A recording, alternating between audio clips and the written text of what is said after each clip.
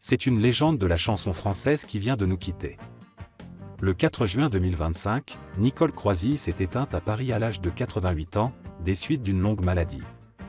Une voix, un regard, une présence, l'artiste, inoubliable interprète de Parlez-moi de lui ou encore du mythique Shabadabada du film Un homme et une femme, laisse derrière elle un vide immense dans le cœur de ses admirateurs. Son agent, Jacques Metsch, a annoncé la triste nouvelle à l'AFP, saluant la force et le courage dont elle a fait preuve jusqu'à son dernier souffle. Et pourtant, c'est dans un silence absolu que Nicole Croisille a choisi de partir, aucune cérémonie ne sera organisée.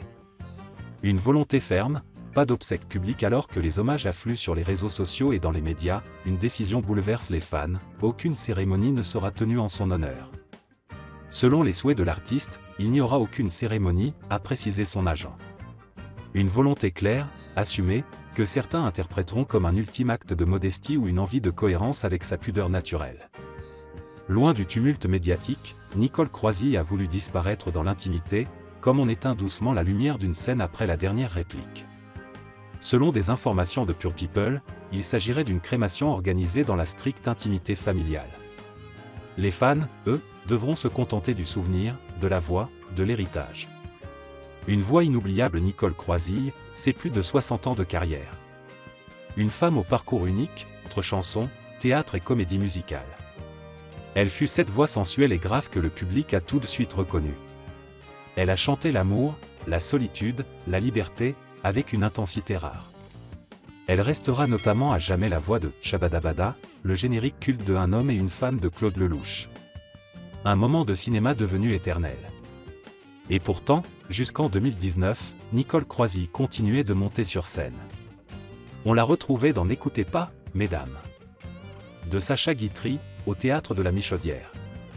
Un dernier clin d'œil au théâtre, son autre grande passion. Claude Lelouch bouleversé par sa disparition à l'annonce de sa mort, Claude Lelouch, cinéaste avec qui elle a collaboré à de nombreuses reprises, n'a pu cacher son émotion. Au micro de RTL, il s'est livré sans détour. J'avais un rapport avec Nicole hors norme, incroyable. Elle a été une femme courageuse toute sa vie et quand elle a combattu cette saloperie de maladie, elle a encore fait preuve d'un courage hors norme. Sa voix va me manquer. Elle a été quelque part une muse, son talent donnait de l'inspiration. Un hommage sincère, touchant, à la hauteur de l'admiration que Lelouch lui portait. Nicole Croisille, une étoile qui ne s'éteint pas. Nicole Croisille n'était pas de celles qui faisaient du bruit. Elle faisait de l'art, avec exigence, avec élégance. Son départ discret reflète ce qu'elle était, une femme entière, libre, sensible. Et si aucune cérémonie n'aura lieu, les hommages populaires, eux, fleurissent spontanément.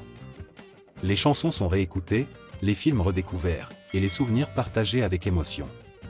Parce qu'au fond, les grands artistes ne meurent jamais vraiment. Ils continuent de vibrer dans nos vies, à travers leurs œuvres.